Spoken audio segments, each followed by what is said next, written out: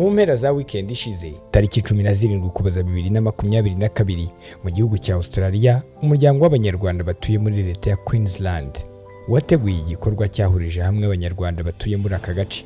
Ubutumwa bwatanzwe kuri uyu munsi bwari ubwo gukundisha urubyiruko igihugu n'indangagaciro za kirazira. Mu ijambo ryatanzwe n'uyobora uyu muryango w'abanyarwanda batuye muri leta ya Queensland, yabakanguriye gusura igihugu cyabo cy'u Rwanda no kugira ibikorwa bakora mu gihugu cyabo ndetse no kugikundisha abanyarwanda. Hobe Australia natwe twari duhari. Muri iki gikorwa kandi hahizwe imihigo iri mu buryo bateganya gukoresha mu mwaka utaha, barimo gukangurira abanyarwanda batuye aha gusura igihugu cyabo ndetse no kugikundisha abanyamahanga, ariko kandi bakanategura ibiganiro bitandukanye bigaruka ku mateka meza n'ibyiza igihugu kimaze kugeraho nyuma ya Jenoside yakorewe Abatutsi mu 1994. Hanarimo kandi no kubatoza kuba intumwa nziza muri bagenzi babo ndetse n'abanyamahanga batandukanye bahura nabo.